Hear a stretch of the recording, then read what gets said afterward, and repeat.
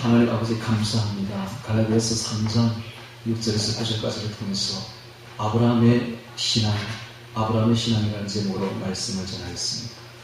하나님 이 말씀 속에 깃든 이 귀한 아브라함의 신앙을 오늘 우리가 이어받게 하여 주옵시고 참으로 이 땅에서 아브라함의 후손이다, 아브라함의 자손이라 칭함받는 믿음의 자손들, 신앙의 자손들이 되게 하여 주옵소서. 예수님 이름으로 기도합니다. 아멘. 오늘은 아브라함의 신앙이라는 제목으로 갈라디아서 3장 1절에서 9절의 말씀을 전할 것이고, 다음 주에는 그리스도의 신앙이라는 제목으로 말씀을 전할 것이며, 그 다음 주에는 거의 성탄절이 가까이 옵니다. 마리아의 신앙이라는 제목으로 말씀을 전하겠습니다. 그래서 이 세 분, 즉 아브라함과 우리 주 예수님 그리스도 그리고 마리아, 이 세 신앙의 케이스를 보면서 우리가 신앙의 인물들이 되기를 바랍니다. 오늘은 첫 시간으로 아브라함의 신앙이라는 제목으로 아브라함이 어떤 신앙을 가지고 있는가를 살펴보면서 오늘 우리도 이 아브라함의 신앙을 본받는 신앙인들이 되기를 바랍니다. 몇 년 전에 제가 우리가 고성천, 그러니까 고성 강이라고 해도 될 만한 그 천의 그 강둑에 저녁만 되면 저희들이 가서 기도한 적이 있었습니다. 두 후보가 거기 가가지고 이제 저녁만 되면 그 강둑을 걸어가면서 기도를 하는데, 그 강둑에 가면요, 지금도 아마 있을 거예요. 낚시하는 사람들이 많아요. 낚시하는 사람들이 많은데 그 사람들이 밤새도록 거기서 낚시해요. 그래서 그럼 어떤 낚시 하늘의 별도 너무 촘촘하게 잘 보이고 거기 강둑에 가면, 근데 그 별이 강에도 내려가 있더라고요. 낚시하는 사람들이 찌가 전부 별처럼 보여. 한 사람이 찌를 한 개씩 들여놓은 게 아니라 한 10개 개씩 들여놓고 있더라고요. 무슨 기억처럼. 그래서 우리가 별이 강에도 내려와 있다라고 우스갯소리를 하고 그랬는데, 나는 그 사람들이 참 대단하다고 생각해요. 왜냐하면 겨울이 되면 얼어가지고 그냥 강이 그런데도 밤새도록 거기서 그 추운데 대단해요. 그래서 제가 그걸 보면서 제 아내보고 이런 말을 했습니다. 와, 신앙이다, 신앙. 이건 바로 신앙이다. 그런 이야기를 했는데, 춥기도 하고 무섭기도 하고 한 그 밤을 꼬박 세우면서 거기서 붕어인지 뭔지 모르겠지만 낚시하고 있는 사람들을 보면서 제가 신앙이라는 말을 했습니다. 여러분, 어떤 그 어렵고 힘든 상황을 끝까지 견디면서 그걸 이루고 있는 사람들을 보면 우리는 그거를 빗대서 뭐라고 말합니까? 신앙이라고 말을 하죠. 이 신앙은 어떤 거냐면 어떤 어려움이 와도 견디는 겁니다. 견디고 끝까지 그걸 이루는 것을 신앙이라고 말을 하죠. 투철한 신앙, 신뢰하고 다 그것을 믿고 신뢰하고 순종하며 끝까지 인내하는 그 인내의 정신을 볼 때 우리가 참 신앙이다, 신앙이다라고 말하죠. 안 믿는 사람도 그런 일을 할 때 우리가 보면 그걸 보고 신앙이라는 말을 쓰지 않습니까? 이건 신앙이다, 신앙. 신앙은 어떤 어려움이 와도 견뎌내는 걸 신앙이라고 하는 것이죠. 소망을 가지고 흔들리지 않는 신뢰를 다 가지고 순종하면서 끝까지 인내하는 것. 이게 바로 신앙인 것입니다. 한 사람의 예를 들죠. 예를 들면은 우리 성경에 보면은 찬송가에 보면은 이런 나의 이제 새 생명 얻은 몸 하나 이런 찬송이 있죠. 그 다음 부름받아 나선 이 몸 하나 이런 두 가지 찬송이 있는데, 이건 누가 지었냐면 이호은 목사님이 지었어요. 이호은 목사님이 대전에 있는 대전신학교를 세웠는데 그게 지금 모건대학으로 발전해가지고 있어요. 그걸 설립한 분인데 그분의 어머니 이야기를 하려고 합니다. 그분의 어머니가 어떤 신앙을 가졌는지 이야기를 하죠. 그분의 어머니가 이제 그 먼 거리를 매일같이 새벽 기도를 갔다고 해요. 근데 하루는 이제 가다가 눈이 확 쏟아지는 그 강둑을 걷다가 그냥 미끄러져서 강에 떨어진 거예요. 떨어져서 허리를 심하게 다쳐버렸어요.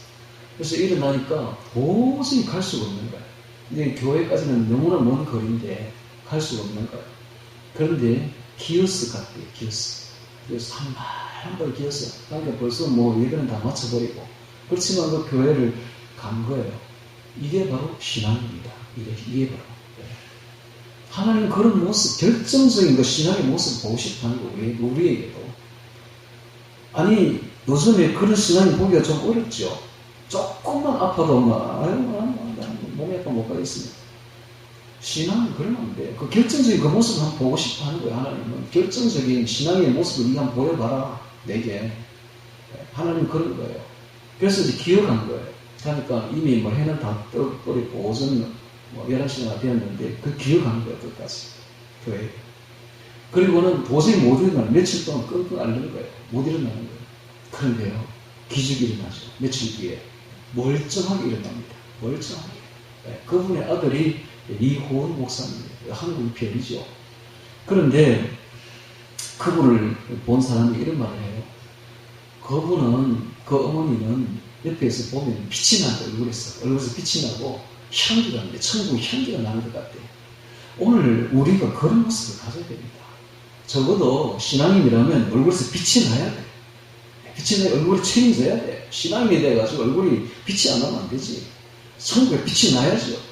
향기도 나야 돼. 신앙의 향기가 나야 되는 것입니다. 착한 현실에 향기가 나야 돼요. 감동을 줄 수 있는 사람들에게 향기가 나야 되는 것입니다. 이게 신앙이죠. 적어도 신앙이라면 그 결정적인 신앙의 증거를 한번 보여봐야 됩니다. 오늘 우리가 이 아브라함의 신앙을 이제 보게 될 건데, 아브라함이 어떤 신앙을 가졌는지 오늘 우리가 보면서 이 아브라함의 신앙을 본받기를 바랍니다. 자, 아브라함은 기독교인들에게 믿음의 조상으로 일컬어지는 분입니다. 믿음의 조상. 믿음의 조상. 그래서 아브라함의 신앙이 기독교 신앙의 표본이 되는 것입니다. 표본입니다. 이렇게 믿음이 없이는 하나님의 은혜도 우리가 받을 수 없고, 믿음이 없이는 구원도 안 되죠. 믿음이 없이는 천국도 못 가는 것입니다. 그렇게 모든 것이 이 믿음과 연결이 되어 있는 것입니다. 그렇게 믿음이 중요한 주제인데, 그러면 성경에서 가르치는 믿음, 성경적인 믿음이 도대체 무엇인가? 이것이 오늘 주제가 될 것입니다. 믿음 말을 많이 하는데, 그러면 믿음이 도대체 무엇인가? 하나님이 인정하시는 성경적인 믿음이 무엇인가? 라는 사실입니다. 이 성경적 믿음이라는 말을 우리는 이제는 쓰지 말아야 됩니다. 여러분, 믿음이라는 말은 별로 어울리지 말이 아니에요. 믿음보다는 신앙이라고 말해야 돼요. 신앙. 그럼 성경적인 신앙이 무엇인가라는 것입니다. 신앙. 성경적인 신앙의 모델이 되는 인물이 바로 아브라함이에요. 아브라함. 그래서 이 아브라함을 신약 성경에서는 믿음의 조상이라고 부릅니다. 믿음의 조상. 자, 그렇다면 아브라함이 어떤 종류의 믿음을 가지고 있었는가, 이것을 우리가 살펴볼 필요가 있습니다. 그렇죠? 어떤 종류의 신앙을 가졌는가, 어떻게 신앙생활을 해야 되는가, 이걸 아브라함을 보면 우리가 배울 수가 있는 것이죠. 성경에서 보면은 이신칭의 교리가 어디에 나오느냐 하면은 로마서 4장 그리고 갈라디아서 3장에 나옵니다. 이신칭, 즉 믿음으로 이신, 칭이 의롭다 하고 않는다. 이신칭의 교리, 이 교리가 갈라디아서 3장과 로마서 4장에 집중적으로 나오고 있는데, 놀랍게도 이 로마서 4장과 갈라디아서 3장을 자세히 살펴보면 여기에 아브라함에 대해서 이야기하고 있습니다. 아브라함. 와, 놀랍습니다. 아브라함의 믿음을 소개하고 있어요. 근데 개신교에서 이 구원의 핵심 교리가 바로 이 이신칭인데, 믿음인데, 믿음으로 구원받는다는 이런 이신칭의 교리인데, 이 아브라함에 대해서 모른다면은 이거 어불성설이죠. 왜냐하면 갈라디아서 3장과 로마서 4장에 아브라함에 대해서 이야기를 하고 있는데, 이 믿음으로 구원받는다고 부르짖으면서 아브라함의 신앙이 뭔지를 모른다면 이건 말도 안 되는 이야기죠. 그래서 우리가 믿음으로 구원받는다면 그래 좋다 이것입니다. 믿음으로 구원받는다면 아브라함의 신앙이 뭔지를 알아야 될 거 아닙니까? 아브라함의 신앙을 알아야 믿음이 뭔지를 알 수가 있죠. 그래서 이신칭의 핵심되는 믿음이 무엇인지를 의미하는지는 이 아브라함의 예를 통해서 우리가 알 수 있게 되는 것입니다. 자, 우리 갈라디아서 3장 오늘 찾은 그 보면 29절 한번 쓰겠습니다. 3장 29절. 3장 29절에 보면 이런 말이 있죠. 너희가 그리스도께 속한 자면 다 아브라함의 자손이요 약속대로 유업을 이을 자니라. 이렇게 되어 있죠. 아브라함을 소개하면서 아브라함과 동일한 믿음을 소유한 기독교인들을 뭐라고 말합니까? 아브라함의 자손이다 라고 이야기를 합니다. 이 신약에서 나오는 이야기, 구약이 아니에요. 지금 갈라디아서는 신약입니다. 신약에서 구원받을 우리 성도들을 뭐라고 말합니까? 아브라함의 자손이다 라고 이야기합니다. 놀랍습니다. 아브라함을 소개하면서 아브라함과 동일한 믿음을 소유한 기독교인들을 뭐라고 말하느냐? 아브라함의 자손이다 라고 이야기를 하는 거예요. 그리고 아브라함처럼 복을 받는다고 말해요. 3장 9절에 봅니다. 갈라디아서 3장 9절을 보면 그러므로 믿음으로 말미암은 믿음이 있는 아브라함과 함께 복을 받느니라. 복을 받는다. 그렇죠? 아브라함과 함께 복을 받는다라고 말하고 있어요. 결국 이 아브라함의 자손들은 아브라함이 천국에 들어간 것처럼 천국에 들어갈 것을 약속하고 있는 것입니다. 또 아브라함이 복을 받은 것처럼 우리도 복을 받는다는 것을 약속하고 있는 것입니다. 그렇다면 우리가 여기서 아주 중요한 교훈을 배우는데 아브라함이 도대체 어떤 신앙을 가졌는가? 이게 굉장히 중요하죠. 아브라함은 도대체 어떤 신앙을 가졌을까? 이걸 배우는 게 없어도 중요합니다. 그렇죠? 이걸 알아야만이 우리가 천국도 갈 수 있고 아브라함처럼 복도 받을 수가 있다는 사실이죠. 이걸 알아내는 것이 아주 중요한데 그러면 아브라함과 동일한 신앙을 가지고 있어야 아브라함처럼 자손이 되고 아브라함과 같은 복을 받게 되고 아브라함이 천국 간 것처럼 우리도 천국에 들어간다는 사실입니다. 막연하게 믿음이라는 단어만 가지고 믿음이 무엇인지도 모른 채 성경적인 신앙이 무엇인지 모른 채 있다가는 천국에 갈 수가 없다는 사실. 아브라함의 복을 모르니까 아브라함의 복도 누리지 못하고 결국은 천국에 들어가지도 못하는 엄청난 비극을 가지게 될 것입니다. 결국 천국도 들어가지 못하는 엄청난 비극을 가지게 될 것인데 여러분 생각해 보세요. 일생 동안 수십 년 동안 우리가 믿어서 신앙생활을 했는데 그 믿음 가지고 그 신앙 가지고 천국에 못 간다면 이보다 더 큰 손해가 어디 있겠습니까? 그렇지 않습니다. 수십 년 동안 나는 천국 갈 줄 알고 믿음을 가지고 신앙생활을 했는데 어느 날 또 죽어서 천국 앞에 섰는데 천국을 못 들어간다. 이보다 더 황당한 일이 어디 있느냐 말입니다. 그러니까 제대로 배워야 된다. 이 말은 제대로 배워가지고 제대로 신앙생활 해야 되는 것입니다. 그 본보기를 천국 가는 본보기를 아브라함이 우리에게 가르쳐주고 있어요. 아브라함의 신앙을 통해서 발견할 수가 있습니다. 예를 들면 이런 거예요. 예수님께서 이 삭개오는 세리장이었습니다. 세리장. 유대인들이 사람 취급하지 않는 유대인들이 가장 미워하는 세리장이었다는 말입니다. 그 세리장이 삭개오가 죄를 회개를 했어요. 그리고 예수님을 영접합니다. 그때 예수님이 이 세리장 삭개오에게 뭐라고 말하는가 이렇게 말합니다. 누가복음 19장 9절에 예수께서 이르시되 오늘 구원이 이 집에 이르렀으니 이 사람도 아브라함의 자손이로다. 아브라함의 자손이로다. 이렇게 말하고 있습니다. 그런데 정반대로 예수님이 말씀하시는 경우도 있었어요. 요한복음 8장에 보면 8장 39절에서 44절에 보면 유대인들 지도자, 유대 종교 지도자들이 이렇게 말합니다. 우리 아버지는 아브라함입니다. 라고 말을 해요. 우리 아버지는 아브라함이라 하니 예수께서 가라사대 너희가 아브라함의 자손이면 아브라함의 행사를 할 것이오늘 지금 하나님께 들은 진리를 너에게 말한 사람인 나를 죽이라 하는 거다. 아브라함이 이렇게 하지 아니하였느니라. 너희는 너희 아비 마귀에게서 났으니 너희 아비의 욕심을 너희도 행하고자 하느니라. 저는 처음부터 살인한 자요. 진리가 그 속에 없으므로 진리에 서지 못하고 거짓을 말할 때마다 제 것으로 말하나니 이는 저가 거짓말장이요 거짓의 아비가 되었습니다. 무슨 말입니까? 유대 종교 지도자들 보고 뭐라고 지금 말하고 있습니까? 예수님이 마귀 자식이다 너희들은 라고 말하는 거예요. 아니 당시 유대 종교 지도자들은 다른 사람은 다 지옥에 뗄감을 들이고 지옥에 들어갈 것이고 자기들만 천국 간다고 확신하고 있었습니다. 우리는 반드시 천국에 들어가요. 왜? 우리는 아브라함의 자손이니까. 우리는 할례를 받았으니까. 저 이방인 족속들을 봐. 저것들은 아브라함 자손도 아니고 저것들 할례도 안 받았어. 그러니까 저건 다 지옥 들어가는 거야. 우리는 반드시 지옥 들어간다. 확신하고 있었는데 예수님이 뭐라고 말합니까? 너희는 마귀 자식들이야. 충격적입니다. 근데 이것을 오늘날 말로 대입을 해볼까요? 오늘날 유대 종교 지도자는 누굽니까? 기독교인들입니다. 기독교인들은 뭐라고 말합니까? 우리는 구원받았어. 우리는 교회 다니고 있어. 우리는 예수를 믿어. 그러니까 우리는 무조건 천국 들어가. 예수 안 믿는 너희들은 전부 지옥 뗄감들이야. 너희들 다 지옥 갈 것이고 우리는 교회 다니고 있고 우리는 예수 믿으니까 우리는 천국 가는 거야. 똑같은 겁니다.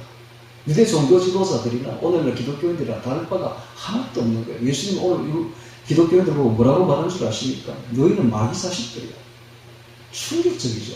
충격적입니다. 이렇게 말하는 거하고 똑같다는 말입니다.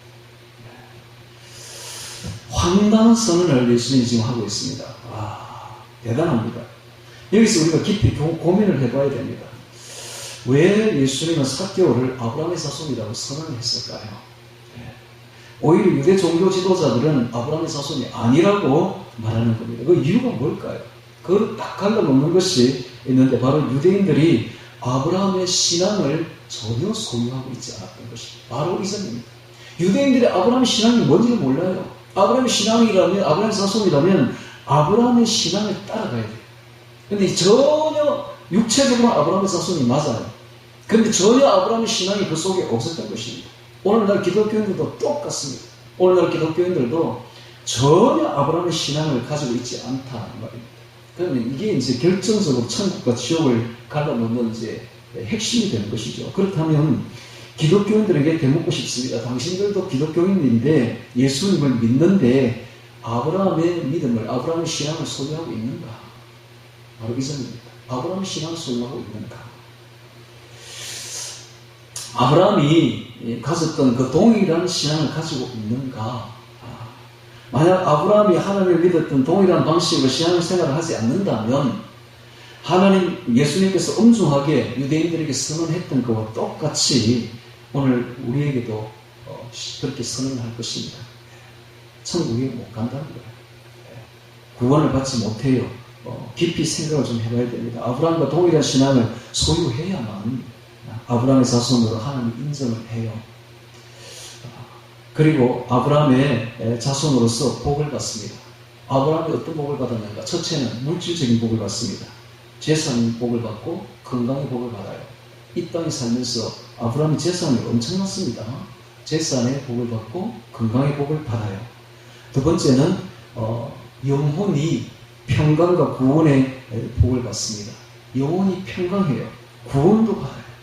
그러니까는 복이요, 어떤 복이냐? 첫 번째는 육적인 복을, 육체적인 복을 받습니다. 육적인 복. 두 번째는 영적인 복을 받습니다. 둘 다 포함하는 개념이에요. 죽어서는 천국 가는 것 뿐만 아니라 이 땅에서 벌써 영적, 육적으로 복을 받는다. 평강을 누린다. 평강을 누린다. 구원을 누린다라는 것입니다. 이것이 바로 아브라함의 복입니다. 이 땅에 있으면서부터 벌써 육적, 영적으로 복을 받는다는 거예요. 이 땅에서 복을 누려도 죽어서 천국 가지 못한다면 그보다 더 큰 재앙이 없겠죠. 이 땅에서 좀 육적으로 복을 못 받더라도 죽어서 천국 가는 것이야말로 진짜 복이죠. 그런데 예수님께서 또 이런 말씀을 하십니다. 유대인들 보고 마태복음 8장 11절에 보면 또 너에게 이르노니 동서부터 많은 사람이 이르러 아브라함과 이삭과 야곱과 함께 천국에 앉으려니와 나라의 본자손은 바깥 어두운 데 쫓겨나서 우리의 이를 가는 이 있으리라. 그러니까 이방인들은 다 와가지고 아브라함과 야곱과 이삭과 함께 천국에 다 들어가게 될 것인데 나라의 본자손 유대인 너희들은 바깥 어두운 데 쫓겨나 거기서 울며 이를 가는 이 있으리라. 바깥 어두운 데 쫓겨나 울며 이를 간다는 말이 무엇입니까? 바로 지옥입니다. 지옥에 들어가게 될 것이다. 지옥 간다는 거예요. 아주 충격적입니다. 그래서 당시 아브라함의 자손이라고 자처하던 유대 교인들은 아브라함과 같은 신앙을 소유하고 있지 않았어요. 그래서 오늘날 대다수의 기독교인들도 역시 동일합니다. 예수님을 믿고 아브라함의 자손이라고 자처하는 기독교인들이 아브라함의 신앙을 전혀 소유하고 있지 않아요. 그럼 결론은 뭡니까? 뻔한 겁니다. 유대 교인들이 지옥 간 것처럼 기독교인들도 다 지옥 가는 거예요. 지옥 가는 것입니다. 지옥 가지 않겠어요? 이게 아주 심각한 이야기인 것입니다. 그러니까 오늘 말씀을 잘 들어야 됩니다. 도대체 아브라함이 어떤 종류의 신앙을 가지고 있습니까? 그걸 우리가 잘 파악해서 우리도 그 신앙을 본받아야 해요. 그런데 대부분의 기독교인들은 이런 말을 들으려고 하지 않습니다. 그들은 누구의 말을 듣는가? 루터의 말을 듣습니다. 루터의 신앙을 더 존중해요. 이상해요. 예수님보다 루터를 더 존중해요. 더 높이 평가해요. 예수님보다 루터가 더 높아요. 이것이 오늘날 개신교의 현실입니다. 믿기만 하면 구원받는데, 믿기만 하면. 이게 오늘날의 기독교의 현실입니다. 전혀 예수님 음성을 들으려고 하지도 않아요. 성경을 보려고도 하지 않아요. 루터의 말만 듣습니다. 예수 믿기만 하면 구원받는데. 이게 루터의 신앙이거든요. 이신칭의 그러면 루터는 어디서 그러면 이 교리를 가져왔는가? 이신칭의 교리는 갈라디아서 3장 아까도 이야기했죠. 로마서 4장에서 가져왔습니다. 근데 갈라디아서 3장과 로마서 4장에는 기독교인들의 모델 신앙으로 아브라함을 소개하고 있다. 아브라함을 소개하고 있어요. 그래서 아브라함은 어떤 신앙을 가졌기에 구원받아 복을 누리며 천국에 들어갔을까요? 이게 관심이 있잖아요. 그죠? 아브라함의 신앙은 곧 성경적인 신앙입니다. 성경적인 신앙. 그러면 이 구약의 신앙, 구약과 신약의 신앙이 동일하다는 거예요. 아브라함은 구약 사람이잖아요. 아브라함의 신앙을 따라서 다 천국 들어갔듯이 신약도 마찬가지. 아브라함의 신앙을 따라서 천국 들어가니까 성경은 구약과 신약이 다르지 않다는 거예요. 전혀 다르지 않고 동일하다는 것입니다. 예수님은 구약과 전혀 다른 새로운 방식의 이신칭의 교리, 즉 칭의 중심의 구원론을 가르친 적이 없습니다. 예수는 그렇게 가르치지 않았어요. 전혀. 루터가 그렇게 가르쳤지 예수는 전혀 그렇게 가르치지 않았다는 말입니다. 아브라함은 구약시대 사람이고 유대교의 아버지인데, 그래서 유대교에서는 아브라함이 신앙의 아버지입니다. 그렇죠? 근데 놀랍게도 신약 성경에서 로마서, 갈라디아서 오늘 이 3장에서 뭐라고 말하는가? 바울이 동일하게 아브라함이 믿음의 조상이라고, 신약 시대에도 믿음의 조상이라고 동일하다라고 말하고 있는 거예요. 그러니까 아브라함의 신앙은 성경적인 신앙과 동일한 거예요. 그러므로 우리가 성경적인 신앙을 가져야만 우리가 구원을 받고 복도 누리고 천국에 간다면, 그렇다면 아브라함의 신앙을 본받으면 되는 겁니다. 우리가 천국 가려면 아브라함의 신앙을 본받으면 돼요. 구약시대도 아브라함 신앙을 가져야 천국 가고, 신약시대도 아브라함 신앙을 가져야 천국 가는 것입니다. 그러니까 천국 가는 비결은 우리가 아브라함의 신앙을 본받으면 되는 겁니다. 자, 하나님께서 이렇게 말씀하십니다. 너희도 아브라함의 신앙을 본받으라. 그러면 아브라함처럼 구원받고 이 땅에서 복을 누리다가 결국 천국에 들어가게 될 것이다. 이것이 바로 성경적인 신앙인 것입니다. 이것이 바로 오늘의 핵심입니다. 자, 그런데 문제는 우리가 먼저 이 믿음과 신앙이라는 말부터 우리가 한번 생각해 봐야 돼요. 이게 헬라어가 영어로 믿음이라는 단어가 바뀌면서 아주 오류가 많이 일어납니다. 그 다음에 또 영어에서 우리 개역 신경 혹은 개역 개정 성경을 이렇게 번역을 했는데, 영어에서 우리나라 성경으로 번역한 과정에서도 수많은 많은 오류가 일어났어요. 뭔가 하면은 이 영어에서 믿음을 belief라고 합니다. belief. 그 다음에 신앙은 faith라고 해요. faith. 근데 belief는 확신을 뜻합니다.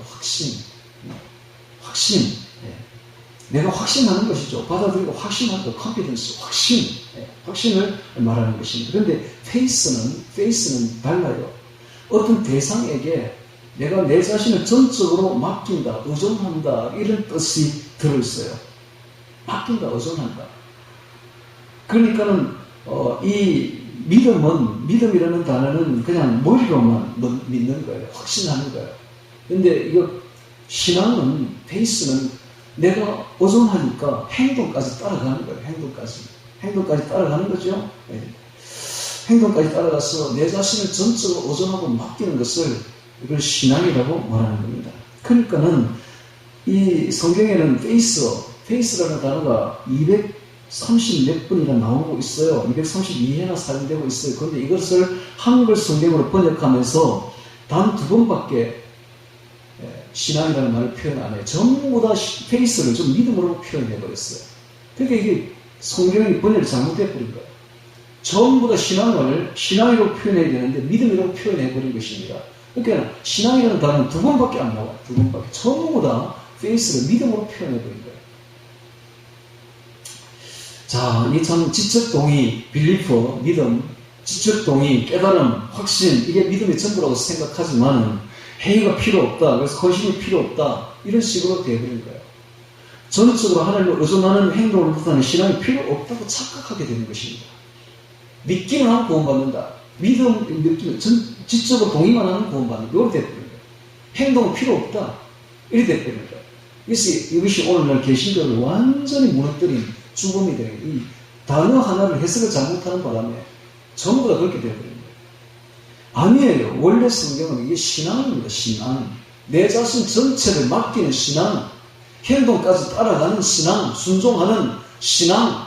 신앙이 되어야 이게 정확한 이게 해석이 되는데 해석을 잘못했던 거예요. 전부 믿음으로 해석해버린 거예요. 그래서 피스티스라는 헬라어에 이것은 믿음이라는 단어는 다 신앙으로 바꿔야 됩니다. 믿음이라는 말씀은 안 됩니다. 이제는 믿음이라는 말씀은 안 되고 다 신앙이라는 말로 바꿔야 돼요. 신앙. 아까 제가 이야기했죠.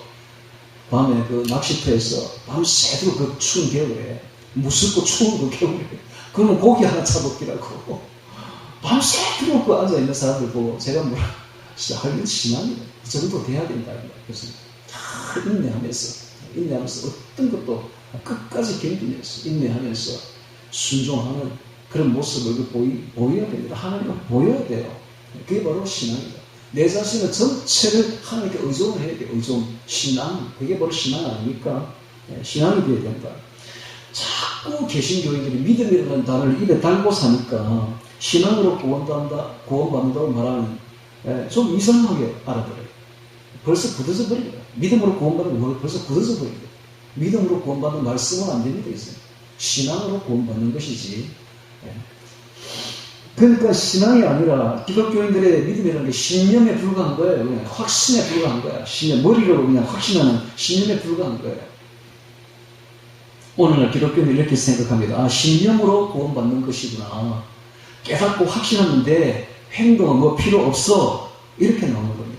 얼마나 성경적인 신앙과 이질적인 개념인지 우리가 알아야 되는 것입니다. 하나님이 이런 거 원하지 않아요. 이게 아니에요. 이건 마귀적인 발상입니다. 이제 아브라함의 신앙을 이제 보도록 하겠습니다. 우리가 신약 성경을 연구해 보면 아브라함의 신앙의 특징이 4가지로 나옵니다. 4가지. 첫째, 영접신앙입니다. 영접신앙. 하나님을, 예수님을 나의 구주로 영접하는 것. 영접신앙. 이게 어디에 나오느냐? 창세기 12장 1절에 나옵니다. 여호와께서 아브라함에게 이르시되 너는 너의 본토 친척 아버지 집을 떠나 내가 너에게 지시할 땅으로 가라 라고 말했습니다. 당시에 한 번도 가보지 못한 가나안 땅. 그 가나안 땅을 거기 하란에서부터 이제 출발해서 가는데 그 가는 길이 또 보통 위험한 길이 아닙니다. 거기는 도적도 있고 강도도 있으며 또 덜집성도 있습니다. 그 가는 길이 한 몇 달 걸리는데 그 가는 길에 죽을 수도 있어요. 근데 하나님이 가라라고 말하니까 하나님을 믿고 떠납니다. 그것도 본토 친척 아버지 집을 사정없이 버리고 떠나기 얼마나 어렵습니까? 여러분은 그렇게 하겠습니까? 이게 뭔가 하면은 하나님을 인정하는 신앙이죠. 하나님을 나의 신앙의 대상으로 믿고 인정하는 이게 영접신앙이에요. 영접신앙이죠. 영접하는. 그래서 하나님을 전부로 알고 영접하는 것입니다. 그리고 믿고 의지하고 하나님을 믿고 의지하고 그 신앙에 따라가는 것이죠. 이게 바로 영접신앙의 것입니다. 자, 이신칭의 교리에 바로 믿으면 구원받는다, 믿기만 하면 구원받는다 하는 것이 바로 이 영접신앙이에요. 영접신앙. 여기서 출발하는 거죠, 신앙이. 그런데 기독교의 가장 잘못이 이로써 끝을 내버린다는 사실입니다. 이건 출발인데, 이제 믿음의 신앙의 첫걸음인데, 이 첫걸음에서 끝을 내버린다는 게 이게 기독교의 가장 큰 단점이다. 여기서 출발해야 돼요, 이제. 아브라함의 신앙은 영접신앙만 있는 게 아니에요. 첫 번째 영접신앙이고, 두 번째 단계로 나아가야 됩니다. 아브라함은 두 번째 단계가 어떤 신앙이야? 신뢰신앙이에요, 신뢰해야 돼요. 믿었다면, 영접했다면, 이제 하나님을 붙들고, 그 말씀을 붙들고 신뢰해야 됩니다, 신뢰. 로마서 4장 16절에 보면 아브라함이 바랄 수 없는 중에 바라고 믿었으니 이는 내 후손이 이와 같으리라 하신 말씀대로 많은 민족의 조상이 되게 하려 하심을 인함이니라. 그런데 이 어디에 나오느냐? 창세기 15장에 나옵니다. 창세기 15장에 보면 1절에 보면 하나님이 아브라함을 이끌고 밖으로 나가서 하늘의 별을 보라 하면서 이렇게 말합니다. 하늘 우리를 무별을 셀 수 있나 보라. 또 그에게 이르시되 너의 자손이 이와 같으리라. 아브라함이 여호와를 믿으니 여호와께서 이를 그의 의로 여기시고 이런 말이 나와요. 이렇게 신뢰하는 것이죠. 하나님의 말씀을 신뢰하는 겁니다. 하나님이 무슨 말을 합니까? 지금 아브라함에게는 자손이 없어요. 아들이 없어요. 사라가 아이를 못 낳는 것입니다. 그럼에도 불구하고 아브라함을 이끌고 가서 하늘의 별을 보라. 너의 자손이 저와 같이 많을 것이다 라고 하니까 그 말을 믿는 거예요. 믿기가 어렵습니까? 얼마나 쉽지 않아요. 얼마나 어렵습니까? 자기는 지금 자식이 없잖아. 그런데도 불구하고 하나님의 말을 믿는 거예요. 신뢰하는 거예요. 와, 이게 바로 아브라함의 신앙이에요. 자, 이것을 오늘날 말로 한번 해석을 해볼까요? 자, 우리가 이제 살아가다 보면 돈이 뚝 떨어질 때가 있습니다. 그렇죠? 돈이 뚝 떨어져 버려요. 그러면은 앞이, 요즘 현대인들이 가장 큰 문제가 돈 아닙니까? 돈 없으면 죽는 자리지 뭐. 저 앞이 캄캄해지는 거예요. 그럼에도 불구하고 믿는 거예요. 하나님이 채워주실 거야. 그렇죠? 하나님이 며칠만 지나면 채워주실 거 믿는, 이게 아브라함 신앙이다. 신뢰 신앙. 이 아브라함이 똑같았어요. 당신의 자식이 없는 것은 큰 수치요. 이거는 뭐 어마어마한 수치입니다. 그리고 자식이 대거 끊어진다는 건 생각할 수 없는 일이에요. 그럼에도 불구하고 그걸 믿는, 하나님을 믿는데, 그래, 때가 되면 자식이 생길 거예요. 그리고 그 자식을 통해서 우리의 자손이 하늘의 별처럼 많아질 거예요. 신뢰하는 거예요. 신뢰하는 거예요. 이게 바로 아브라함의 신뢰신앙. 오늘 우리 기독교인들이 그와 같은 신뢰신앙을 가져야 돼요. 하나님이 나를 보살펴 주실 거예요. 틀림없이 좋게 해 주실 거예요. 지금은 내가 이렇게 가난하게 살고 있지만 좀 있으면 또 피해질 거야. 신뢰신앙이죠. 신뢰신앙. 그런데요, 하나님을 체크하고 있대요. 체킹하고 있다는 사실 아십니까? 근데 거기에서 다 무너진 거죠. 100% 다 무너져. 신뢰하지 못해. 그냥 막 울분을 토하고 하나님 불평불만합니다고. 하나님 왜 안 주시느냐고 막. 하나님 나를 버리시느냐고. 그러면 안 된다. 신뢰를 해야 돼. 신뢰. 그걸 하나님 보신다는 거예요. 이게요, 매일매일 체킹되고 있다는 사실을 아십니까? 신앙을 체킹하고 있는 거야. 얼마나 아브라함 신앙 가지고 있는지 보겠다는 겁니다. 하나님 오늘 하나님 믿는 사람들이 항상 하나님께 불만을 토하고 불평을 토하고 왜 나는 안 주느냐고. 아브라함 신앙이 아니죠. 이것은 아브라함의 신앙은 믿고 신뢰하는 겁니다. 할렐루야. 신뢰해야 돼요. 자, 그 다음에 세 번째는 순종신앙이에요. 순종신앙. 야고보서 2장 21절에 우리 조상 아브라함이 그 아들 이삭을 제단에 드릴 때 행함으로 옳다 하심을 받은 것이 아니냐. 즉 하나님을 순종해. 하나님이 너 아들 이삭을 내게 제물로 바치라 하니까 두말하지 아니하고 하나님의 그 말씀에 순종했습니다. 이게 쉽습니까? 자기의 목숨을 바치라면 차라리 쉽습니다. 내 목숨 바치는 거 쉬워요. 그런데 하나밖에 없는 그 아들, 눈에 넣어도 아프지 않은 그 아들의 목숨을 하나님께 바치라고 하니까 쉽습니까, 그게? 그럼에도 불구하고 순종하는 거예요. 순종하는 거예요. 아침에 새벽에 일찍 일어나가지고 이삭을 데리고 모리아산으로 떠납니다. 산길을 걸어서 한마디도 하지 않고 다 순종하는 거예요. 그리고는 모리아산에 올라가서 하나님 앞에 아들을 꽁꽁 묶어서 제단 위에 올리는 거예요. 그리고 칼을 들고 내치려고 하는 거예요. 순종. 그때에 하나님께서 급하게 아브라함을 만류합니다. 아브라함아, 아브라함아, 그만두어라. 이제야 네가 나를 신뢰하는 줄 내가 이제야 알겠노라. 너의 신앙이 얼마나 되는지 이제야 알겠노라. 하나님이 이렇게 보십시오. 이게 바로 아브라함의 결정적인 신앙의 행동입니다. 결정적인 이런 게 있어야 돼요. 우리에게 결정적인 신앙의 행동이 하나 나와야 된다는 말입니다. 이게 바로 신앙이다. 신앙. 아까 제가 이야기했죠. 이호원 목사님의 그 어머니가 눈밭에서 떨어졌는데 도저히 일어날 수가 없는데 기어서 허리를 아파가 일어설 수가 없는데도 기어서 갔다니까 기어서 그런 결정적인 신앙의 행동이 하나 있어야 된다 이 말입니다. 그게 바로 엄청난 결정적인 신앙의 행동이 있어요. 이 엄청난 축복으로 이게 선거로 이어진다. 오늘 우리도 신앙인이라는 그런 결정적인 행동을 한번 보여봐야 돼요. 한번 보여봐야 돼요. 그런 게 없다면 신앙인이 아닙니다. 정말 목숨 걸고 하나님께 바쳐드리는 그런 결정적인 신앙 행동이 하나 나와야 된다. 그런 게 있어요. 아니, 그런 게 있어야 우리가 영원히 이제 천국 가서 살 건데 예수님하고 대화할 때 뭘 가지고 이야기할 겁니까? 그런 게 있어야 되지 않겠어요? 예수님이 이렇게 말할 겁니다. 얘야, 우리 이름을 부르면서 얘야, 네 말이야. 이 세상에 있을 때 그때 몇 월 며칠 몇 시에 그때 그 장소에서 네가 이렇게 행동하지 않았느냐. 그런 게 나와야 뭐 이야기거리가 되지. 아니 그런 것도 없이 무슨 신앙이라고 할 수 있어. 그렇지 않아요. 이 혹은 어머니 같은 경우에 그래 네가 말이야 맨날 며칠 그때 그 눈밭에서 떨어졌는데 허리가 다쳤지 않냐. 그때 네가 계속 교회 가지 않았느냐. 그런 게 하나 있어야 이야기거리가 되지 않겠어요. 신앙인의 예수님도 결정적으로 십자가에 자신의 몸을 바쳐주셨습니다. 우리를 위해 충분히 12영이나 더 되는 천사를 동원해서 막을 수도 있었는데 그 이 사건을 그렇게 하지 않았어요. 우리를 사랑하니까 자신을 직접 바쳐주신 거예요. 결정적인 십자가의 죽음 사건, 그게 바로 결정적인 사랑 아닙니까? 신앙 아닙니까?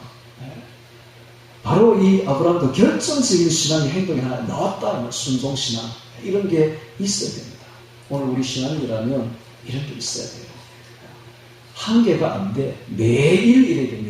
매일 신앙의 행동이 나와야 돼. 순종신앙입니다. 순종신앙. 네 번째 신앙이 있습니다. 네 번째 신앙은 바로 인내신앙입니다. 인내신앙. 히브리서 6장 13절 가라사대 내가 반드시 너를 복주고 복주며 너를 번성케하고 번성케 하려 하셨더니 제가 이같이 오래 참아 약속을 받았느니라. 아브라함 보고 하는 말이 오래 참아 약속을. 그러니까는 우리가 고난을 당할 때에 인내하는 신앙이 바로 신앙인이죠. 신앙인이라면 뭡니까? 참고 견디는 거 아닙니까? 참고 견디는 게 신앙인이죠. 이런 게 바로 아브라함의 신앙이다. 오래 참고 견딘다 라고 말하고 있습니다. 그래서 아브라함에게는 인내신앙이 있는 것입니다. 인내하지 않았다면 하나님의 약속을 보지 못했을 것입니다. 끝까지 참고 인내했기 때문에 이삭이라는 아들을 안을 수 있는 그런 것을 볼 수가 있었죠. 인내신앙이죠. 자, 이제 네 가지가 나왔습니다. 영접신앙으로 끝나는 것이 아니라 신뢰신앙, 순종신앙, 그 다음에 인내신앙. 근데 첫 번째 이 영접신앙은 이게 칭의신앙이라면은 두 번째 나오는 신뢰, 순종, 인내는 성화신앙입니다. 성화신앙. 그러니까 칭의와 성화가 동전의 양면처럼 붙어 있습니다. 이래야 이게 구원받는 신앙이 믿음이 되는 것이죠. 자, 하나님께서는 성도들을 어렵다고 선언해 주시고 인정해 주는 칭의에 속하 있는 것뿐만 아니라 성화까지 포함하고 있다라는 것을 알 수가 있습니다. 그러니까는 하나님을 신앙하는 신앙에는 세 가지 종류가 있습니다. 첫 번째는 어렵다고 인정받는 법정적인 의가 있고, 두 번째는 하나님과 늘 동행하는 관계적인 의가 있으며, 세 번째는 법정에서, 하늘 법정에서 그리스도의 재판정 앞에서 어렵다고 인정받는 유보적인 의가 있어요. 그까지 우리가 생각해야 됩니다. 단순히 예수를 믿는다고 되는 게 아니에요. 법정적인 의만 있는 게 아니라 유보적인 의도 있고 관계적인 의도 있습니다. 근데 오늘날 대다수의 기독교인들 중에 하나님의 계명에 이 순종하는 신앙을 찾아보기가 너무나 어렵습니다. 이런 신앙을 찾아보기 어렵습니다. 네. 왜 순종하는 신앙을 찾아보기 어려울까요? 하나님의 약속을 붙들고 신뢰하면서 하나님의 말씀에 순종하려고 할 때 누가 가만히 있지 않아요? 옛사람이 가만히 있지 않아요. 순종하려고 하면 옛사람이 막 반기를 들고 일어납니다. 옛사람은 절대로 그냥 두지 않죠. 그뿐만 아니라 세상이 폭동을 일으킵니다. 마귀가 폭동을 일으키죠. 한번 시험해 보세요. 이 말이 틀리나 맞나? 내가 내 욕망대로 살 때는 내 예산은 잠잠해. 마귀도 잠잠해. 세상도 잠잠하게 있어요. 괴롭히지 않아요. 그런데 내가 그것들을 거슬려가지고 내 욕망을 거슬려서 하나님 말씀에 진짜 순종하려고 하니까 본성에 거슬리니까 옛사람이 폭동을 일으킵니다. 십자가의 좁은 길로 가려고 할 때 그때부터 전쟁이, 영적 전쟁이 내 안에서 벌어져요. 세상이 가만두지 않아요. 마귀가 가만두지 않아요. 총공격을 합니다. 그때 고통이 오죠. 고난이 올 것입니다. 대다수의 기독교인들은 그 고난을 아주 싫어해요. 그래서 순종신앙까지 가지 못하고 끝까지 인내하지 못하면서 그냥 무너져버리고 맙니다. 그냥 머리치 돌아가버리고 막 맨날 그래 막 무너지죠. 맨날 머리치 도론목이 되는 거예요. 신앙이 도론목 신앙. 예. 피 흘리기까지 싸우려고 하잖아요. 여러분 신앙은 어떤 것이냐? 피 흘리기까지 싸우는 겁니다. 옛사람과. 근데 피 흘리기까지 싸우는 사람을 본 적이 별로 없어요. 저는. 자기의 옛사람과 싸우려고도 하지 않아요. 아직 아예. 싸우되 피 흘리기까지 싸워야 됩니다. 피 흘리기까지 싸워야 돼요. 피 흘리기까지 싸워야 됩니다. 그래야 이 영적 전쟁에서 겨우 이겨냅니다. 여러분 우리 신앙은요 전쟁이에요. 전쟁. 이게요 평화가 아니라니까 전쟁입니다. 여러분 매일매일 내 안에서 옛사람과 싸워야 돼요. 이겨야 돼요. 승리해야 돼요. 전쟁입니다. 피 흘리기까지 싸워야 돼요. 근데 그런 게 하나도 안 보여요. 지금 신앙인들한테. 오늘 기독교인들에게 그런 모습이 하나도 안 보여. 예. 전혀 세상 사람과 다를 게 없어. 똑같아. 윤리도 똑같아. 세상 윤리와 세상 사람과 윤리가 가치관에서 다른 게 하나도 없어요. 왜 그렇습니까? 안 싸우니까 그런 거예요. 영적 투쟁을 안 하니까. 왜냐하면 영적 투쟁하는 게 힘드니까. 그래서 세상 사람이나 기독교인이나 다를 바가 하나도 없는 거예요. 똑같아. 아니 세상 사람들은 더해.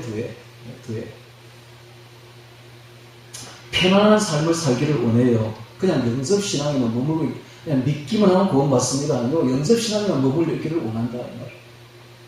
아브라함의 신앙은 영접신앙을 넘어서 신뢰신앙, 더 나아가서는 순종신앙, 더 나아가서는 인내신앙까지 가야 이게 믿음의 조상의 신앙을 본받는 신앙이라고 할 수가 있는 것입니다. 그런데 오늘날 기독교인들이 다 영접신앙에만 머물고 있다 이 말입니다. 신뢰신앙까지 나간 사람은 많지 않아요. 더더구나 순종신앙은 더욱 없습니다. 인내신앙은 아주 거의 없습니다. 자 그렇다면 단순히 우리가 건너와서 칭의를 받은 영접신앙만 가지고 천국에 들어갈 수 있을까요? 천국에 들어갈 수 있을까요? 영접신앙 가지고 천국 들어갈 수 있을까요? 이게 이제 의문이다. 가려고 갈 수 있을까요? 이거 따져봐야 됩니다. 성경을 보니까 아주 충격적입니다. 들어갈 수 없다라는 거예요. 성경에 보니까 들어갈 수 없다. 이게 큰일 났네요. 들어갈 수 없다고 성경에서 말하고 있는 거예요. 천국에 가려면 이 네 가지 신앙이 연합이 되어야 됩니다. 영접신앙, 신뢰신앙, 순종신앙, 더 나아가서 인내신앙까지 연합이 되어야 천국 가는 신앙이 될 수가 있는데 이 신앙을 뭐라고 말하는가 성경에는 열매 맺는 신앙이다. 열매 맺는 신앙이다. 이렇게 말하고 있습니다. 성경에서 가르치는 성경적인 신앙은 구원 얻는 신앙은 천국 들어가는 신앙은 열매 맺는 신앙이라고 말하고 있는 거예요. 이게 문제예요. 성경은 아브라함의 신앙이 열매 맺는 신앙이었음을 확증해주고 있다 이 말입니다. 그러니까 영접, 신뢰, 더 나아가서는 순종, 더 나아가서 인내 신앙. 네. 이게 바로 아브라함의 4대 신앙 구성 요소인데 이것이 바로 열매 맺는 신앙이다 라는 것이 열매 맺는 신앙. 누가복음 8장 15절에 보면 이런 말이 있습니다. 좋은 땅에 있다는 것은 착하고 좋은 마음으로 말씀을 듣고 지키어 인내로 결실하는 자니라. 결실하는 열매 맺는 자니라 라고 말하고 있습니다. 씨 뿌리는 자의 비유죠. 좋은 땅에 있다는 것은 착하고 좋은 마음으로 말씀을 듣고 지키어 인내로 결실하는 자니라 라고 말하고 있습니다. 자, 첫 번째 보면 길가밭이 나오죠. 길가밭. 두 번째는 돌짝밭이 나옵니다. 세 번째는 가시떨기밭이 나오죠. 자, 이 가시떨기에 떨어진 것이 뭡니까? 가시떨기에 떨어진 것은 거듭나서, 그렇죠? 싹이 났다는 거듭난 거예요. 거듭나서 자라다가 말라 비틀어져 버린 거예요. 가시떨기에 그냥 기운이 뺏겨가지고 말라 비틀어진 거예요. 육적 그리스도인이죠. 그런데 이 사람들은 이렇게 생각해요. 이 사람들 구원받았을 것이다 라고 생각해요. 구원받았을 것이다. 여러분도 그렇게 생각하십니까? 가시떨기 어떻게 생각해요? 가시떨기에서 자란 그 곡식이 구원받았을까요? 과연? 그런 사람이 너무 많죠. 자, 우리 농부를 한번 비유를 들어봅시다. 농부가 씨앗을 심었어요. 곡간에 들어가는 건 뭐만 들어가요? 알곡만 들어가지. 누가 말라 비틀어진 건 누가 였습니까? 정신이 말랐습니까? 말라 비틀어진 걸 엮는 사람 아무도 없어요. 알곡만 곡간에 엮는다 이 말이에요. 쭉정이는 절대로 곡간에 들어가지 않습니다. 다 분리해서 다 태워버리지. 알곡만 들어가죠. 똑같습니다. 가시떨기 신앙은 전혀 못 들어갑니다. 알곡만 들어간다. 알곡만 들어가요. 이게 바로 아브라함의 신앙입니다. 착하고 좋은 마음으로 말씀을 듣고 지켜 인내로 결심한 자입니다. 이게 바로 핵심이에요. 천국 들어가는 신앙은 바로 알곡 신자가 되어야 된다. 착하고 좋은 마음으로 말씀을 듣고 지켜 인내로 결심하면 됩니다. 인내 신앙까지 가야 돼요. 자, 알곡 신자가 천국 가는데 말씀을 듣고 지켜 인내해야만 알곡 신자가 되어요. 그렇지 않으면은 듣는 것만 가지고는 알곡 신자가 될 수가 없다. 듣는 것만 가지고는. 그런데 오늘날 대다수의 기독교인들은 어떻게 생각해요? 듣는 것만으로 끝을 내버려요. 듣는 것만. 절대로 그 이상 나가려고 하지 않아요. 듣는 것으로 끝을 내버려요. 그런데 여기 듣고, 성경에 듣고 되어 있는 이게 성경에 보면, 영어 성경에 보면 히어링이 아니라 리스닝으로 되어 있습니다. 예. 단순히 듣는 것이 아니라, 지나가는 소리를 듣는 것이 아니라, 귀담아 경청하는 거예요. 귀담아 경청하는 거예요. 그리고 그 말씀을 지킨다는 것은 약속의 말씀을 듣고 신뢰해서 그 말씀의 계명에 순종하는 걸 말합니다. 순종. 예. 자, 이렇게 하면은 공격하는 원수들이 있죠. 옛사람이 공격합니다. 옛사람이 마귀가 세상이 총공격을 해요. 말씀을 듣고 순종하려고 하면 총공격합니다. 그러면 아까도 이야기했죠. 거기에 대항해서 피 흘리기까지 투쟁해야 돼요. 인내로 피 흘리기까지 투쟁해야 돼요. 이게 신앙입니다. 피 흘리기까지 투쟁해서 지켜내야 돼요. 이런 사람이 결실하여 알곡신자가 되는 거예요. 알곡신자가 돼요. 신앙을 쉽게 하면 안 돼요. 신앙을 쉽게 포기하면 안 돼요. 아까 그 이호훈 목사님 어머니 봤죠? 눈밭에서 떨어져가지고 허리가 다쳐가지고 도저히 일어날 수가 없는데 보통 사람 같으면 어떻게 하겠어요? 아이고 내 교회 못 가겠다고 집에 돌아갔겠죠. 그런데 끝까지 교회 놀랍지 않습니까? 이게 바로 신앙이다. 끝까지 투쟁하며 피 흘리기까지 싸워 이기는 이런 신앙. 이게 신앙이 이런 정신이 있어야 됩니다. 이래야 이게 아브라함의 자손이 된다. 아브라함 자손. 그렇게 열매 맺는 신자만이 알곡 신자고 열매 맺지 못하는 신앙은 쭉정이 신자로서 지옥에 떨어진다고 분명히 선언하고 있습니다. 마태복음 3장 10절에 이미 도끼가 나온 뿔에 놓였으니 좋은 열매 맺지 않는 나무마다 찍혀 불에 던지리라. 좋은 열매 맺어야만 천국 들어간다 라는 것입니다. 열매 맺지 않으면 찍혀서 불에 던져버리겠다 말하고 있습니다. 지옥행입니다.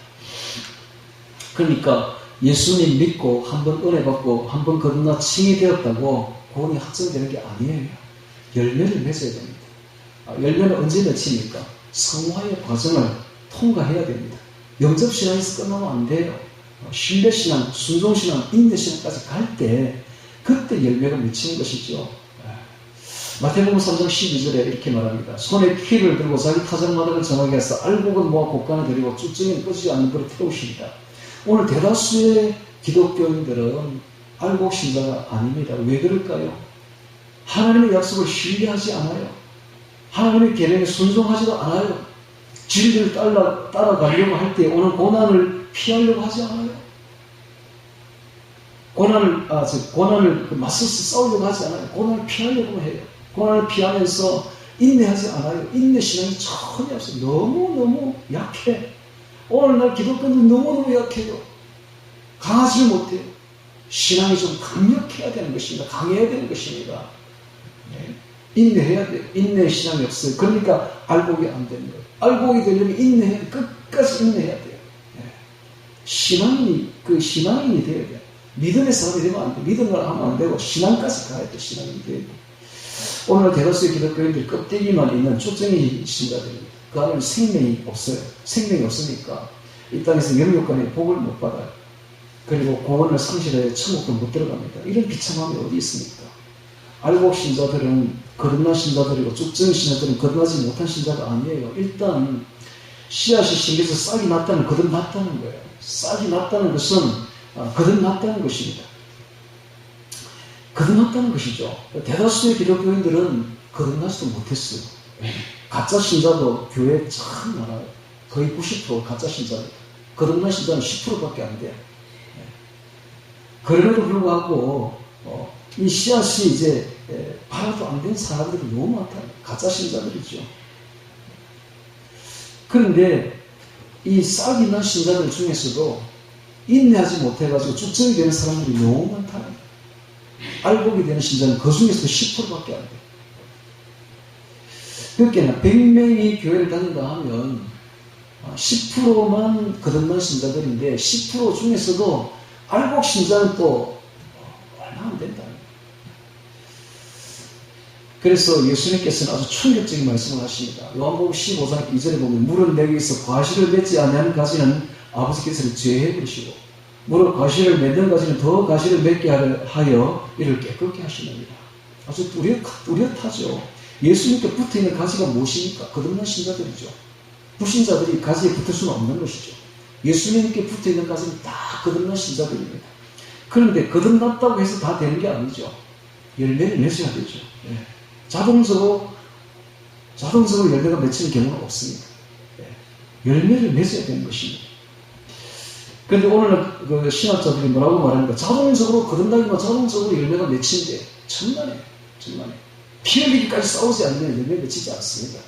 죄와 피 흘리기까지 싸워요.